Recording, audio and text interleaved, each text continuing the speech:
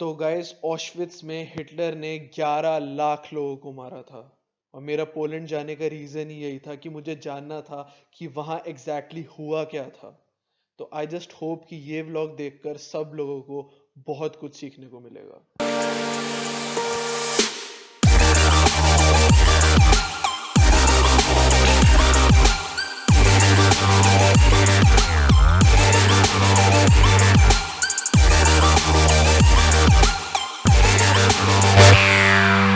तो यार मैं आ गया हूँ वॉवेल कैसल, और अब तक तो सबको मेरा और कैसल्स का प्यार पता ही होगा। और अगर नहीं पता तो क्या कर रहे हो यार, जाके पुराने व्लॉग देखो। यहाँ पे JCU बन रहा है, जैन सिनेमैटिक यूनिवर्स, सब कुछ देखो, वरना फिर बाद में एंड गेम देखोगे तो समझ नहीं आएगा।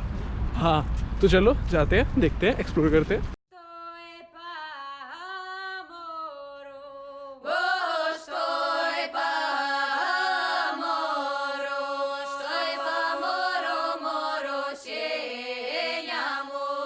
तो यार कभी भी ऐसे फोर्ट कैसल कहीं भी आओ, हमेशा गाइड ज़रूर लो, और पॉसिबल हो तो ऑडियो नहीं फिजिकल गाइड लो, क्योंकि ऑडियो गाइड ना ज़्यादा फैक्चुअल होती है, सिर्फ फैक्ट्स बताती है। हम जब गाइड के साथ घूमते हैं ना, वो गॉसिप भी बताता है, इसका चक्कर चल रहा था, ये वो बुलशिट, सच हो ना हो बट मज़ा बड़ा आता है। बाकी यार एक चीज़ जो मेरे को डिसअपॉइंटिंग लगी यहाँ पे, वो ये है कि जितने भी कैसल में मैं गया ना, वहाँ पे सिर्फ कैथीड्रल और म्यूज़ियम दिखाते हैं। बट जैसे यार मेरे को आमेर फोर्ट पसंद है, मुझे वो सब देखना पसंद है कि ये राजा का कमरा था, यहाँ दासियाँ बैठती थी, यहाँ से ऐसे पानी की ठंडा होकर AC होता था।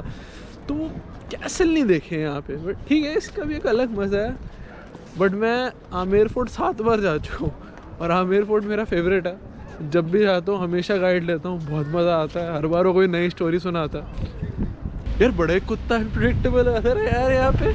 अभी 5 मिनट पहले इतनी ठंड, बहुत ही ज़्यादा गलत हवा और इतनी तेज़ बारिश हो रही थी। अब एकदम से सन निकला है, हवा अभी भी तेज़ है, पर मतलब अजीब है। यार आज पर्सनली मेरे लिए काफ़ी इंपॉर्टेंट डे है, क्योंकि आज मैं ऑशविट्स जा रहा हूँ। मेरा पोलैंड आने का मेन पर्पस ही है था कि मुझे ऑशविट्स जाना था। तो ऑशविट्स हॉलोकास्ट के टाइम पे हिटलर के अंडर सबसे बड़ा कॉम्प्लेक्स था कॉन्सेंट्रेशन कैंप्स का। यहाँ पे अराउंड 40 कॉन्सेंट्रेशन कैंप थे, और कहते हैं यहाँ पे कम से कम 11 लाख लोग मारे गए थे। तो बस मुझे वहाँ जाना था, उस जगह की एनर्जी देखनी थी, देखना था हुआ क्या था। तो यहाँ से 1.5 घंटे की जर्नी है, तो आज चलते हैं। तो जब तक आप जर्मन फोर्सेस के लिए काम कर रहे हो, उनकी बिल्डिंग्स बना रहे हो, तब तक आप जिंदा हो। बट अगर आप बच्चे हो, बूढ़े हो, या फिर उनके काम के नहीं हो, तो आपको उसी टाइम मार दिया जाता था। जो लोग जिंदा भी थे, उनकी लिविंग कंडीशंस बहुत ही ज्यादा बुरी थी। जैसे ये एक कमरा है जहां पर रात को लोग सोते थे। अब इसे इतना ज्यादा भर दिया जाता था कि हर बंदा सिर्फ एक तरफ करवट लेके सोता था, और हिलने तक की जगह नहीं होती थी। अगर आप रात को टॉयलेट जाने की सोच रहे हो, तो वापस आना तो भूल ही जाओ। जहां तक बात है टॉयलेट्स की, तो हर बिल्डिंग में अराउंड 700 प्रिजनर्स होते थे, और उन 700 प्रिजनर्स के लिए सिर्फ 22 टॉयलेट्स थे। तो ये प्रिजनर्स अपने साथ जितनी भी चीजें लेकर आते थे, जर्मन फोर्सेस एक भी चीज नहीं छोड़ती थी। उन्हें मारने के बाद उनके कपड़े, उनके जूते, उनके बर्तन, यहां तक कि अगर एक हैंडीकैप्ड बंदा होता था तो उसकी नकली टांग तक ले ली जाती थी। तो पोलिश गवर्नमेंट ने इन लोगों की याद में, इन्हें ऑनर करने के लिए ये सारी चीजें प्रिजर्व करके रखी हुई। उसके बाद अपनी विजिट पे हम गए ऑशविट्ज बिरकेनौ, जहां पर सारे गैस चेंबर्स लोकेटेड थे।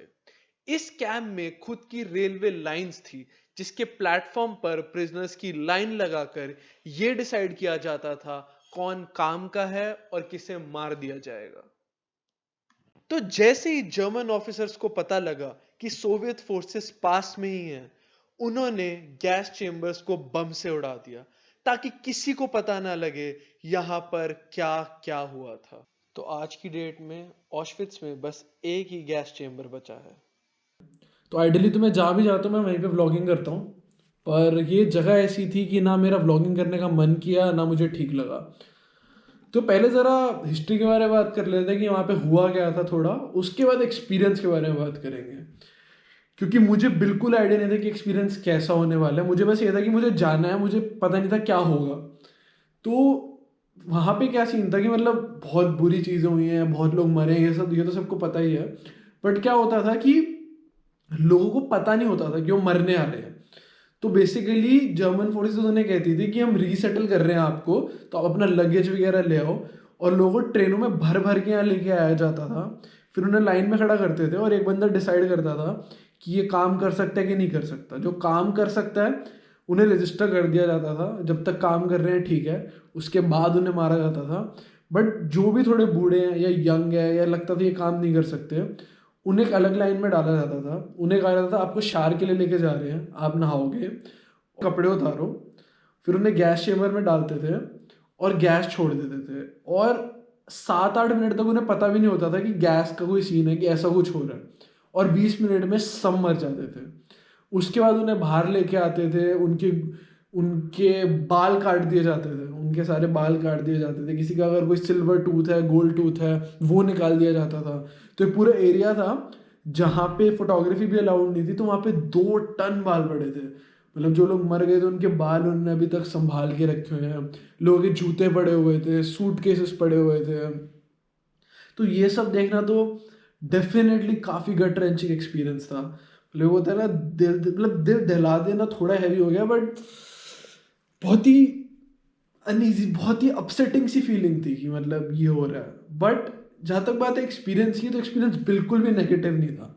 मतलब मुझे लग रहा था, मेरे को कई लोगों का मैसेज भी आया कि यार बड़ी नेगेटिव सी वाइब होगी, बड़ी नेगेटिव सी एनर्जी होगी। मुझे लग रहा था ऐसा हो सकता है क्योंकि इतने लोग मरे थे, तो एक वैसी सी वाइब हो।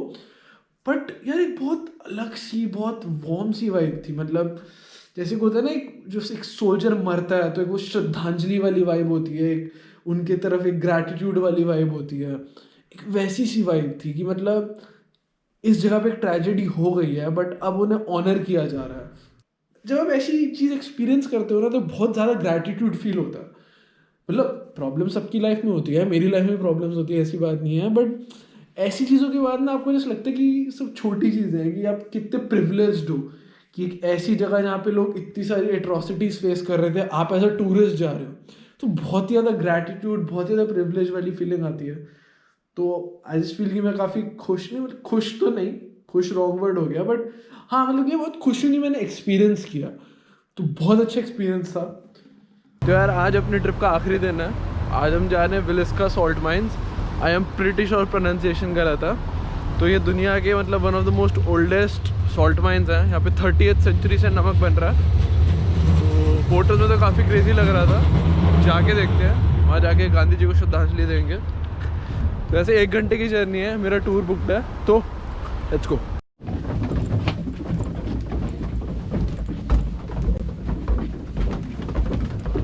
यार अभी हम 150 मीटर्स बिलो द सरफेस है। वैसे तो माइन 250 समथिंग तक जाता है, बट टूरिस्ट के लिए सिर्फ 150 अलाउड है।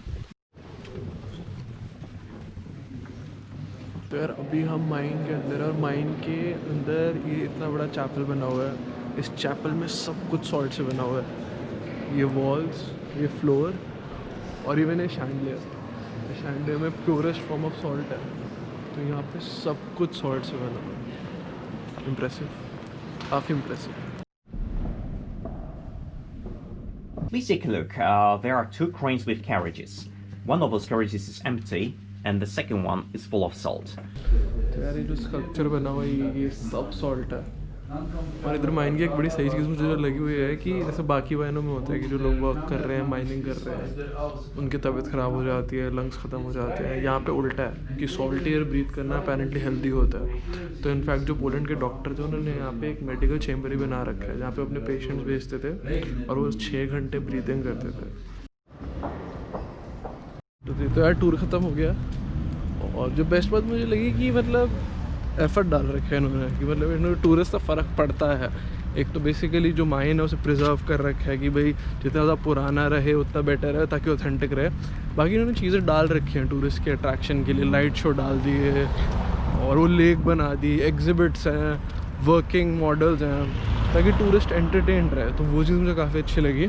सेकेंडली अब माइनिंग तो बंद हो चुकी है क्योंकि अब डेंजरस है, अगर और माइन करेंगे तो कोलैप्स कर सकता है। बाकी अभी भी ये लॉस से माइनिंग करते हैं पानी से, जो मतलब पानी नीचे से आ रहा है, क्योंकि अब उसे वो रिवर में तो छोड़ नहीं सकते, इतना सॉल्टी है, इसलिए वो माइन करते हैं, वो भी लॉस में, क्योंकि और कुछ कर नहीं सकते।